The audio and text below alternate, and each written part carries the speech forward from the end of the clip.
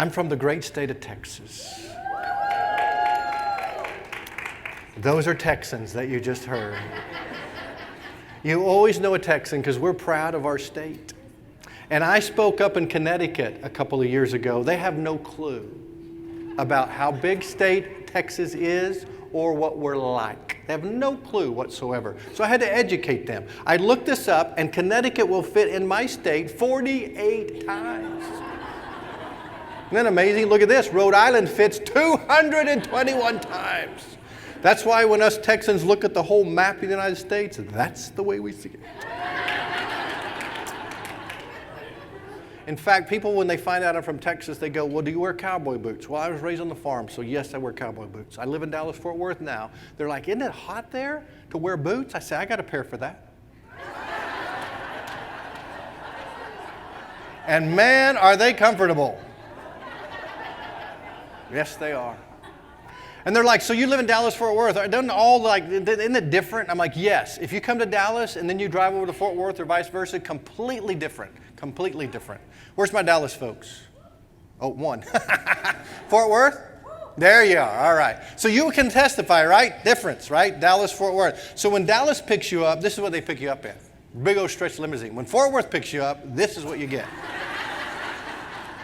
Now, this is my beautiful mom. Look at that. She'll be 77 this year. Still has that black hair. Her secrets are Fridays at 1:30. I show you that picture because I love my mama, but I also have to share that I'm in therapy because of her. Not because she was a bad mom. She's a great mom. The reason I'm in therapy is because she dressed me like her and my sister.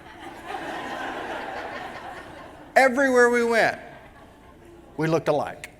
I told her when I turned 16, this has got to stop. No more, no more. So she did stop. Here's my dad. That was my first Christmas on the farm. Now you can tell he's a farmer. You see his forehead? It has never seen the light of day. It is a miracle he didn't have his hat on during this picture because he wore it all the time. In fact, I think he had to sleep in it. He wore it all the time. Now, if you've not been raised on the farm and you don't know the farm culture, when you get to the beach, this is how you can tell a farmer. Look at his legs. So he became one of my heroes, and then I started doing magic tricks and things like that at age 9, and these two guys became my hero. But my greatest hero is this woman right here. She was an unbelievable woman. Back in the day, before women did this, she got her bachelor's degree and her master's degree. She taught English, she coached women's basketball, she was a principal and a superintendent. Isn't that amazing? And she was my grandma. Yeah. And she decided to take one of her grandchildren. I don't know why I got selected, but I did. And she took me under her wing and she taught me how to do what I'm doing today. I only wish she could see me today to see everything that she poured into my life. And I know all of you have people that have poured into your life as well. And sometime, if they're still alive, make sure you thank them. And if they're not, continue to tell God, thank you for putting them into my life. Because God does that. He puts people in your life that just help mold you and shape you to be who you are. And I love how God uses that. He uses other people to do that. Delusions. And what my grandmother did, she got 3 tickets to the Siegfried and Roy show. And what she didn't know is there's a family show and a non-family show. And she got 3 tickets to the non-family. And not only did she get 3 tickets to the non-family show, she got them on the front row. Now, I was excited. I was a 15-year-old, I was 14 at the time, 14-year-old boy. I was going to see my other heroes. I was so excited. We get there early. We're on the front row at 8:45. And that should have been the first clue. This was not a family show.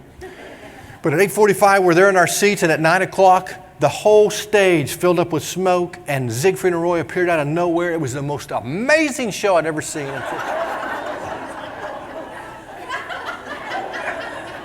When it was all over, Grandmother goes, "What'd you think of the magic?" I said, "What magic?"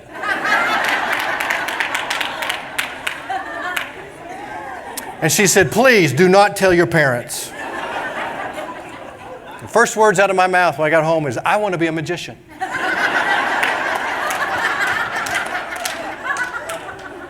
And I did.